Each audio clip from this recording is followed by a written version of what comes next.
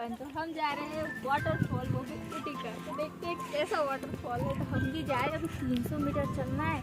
चलते चलते मैं आपको बताती हूँ, 300 मीटर तो निकल जाएंगे। 300 मीटर तक वीडियो तो मैं आपको नहीं दिखा सकती, लेकिन हाँ आपको हरियाली ज़रूर दिखा सकती हूँ। दिखाओ तो कितना सुंदर है, कैमरामैन दिखाओ तो जरूर। देखिए कितना सुंदर है पीक्स। देखो यार कितना सुंदर है यार, सच्ची नीचे तो और ही ज़्यादा सुंदर लग रहा है।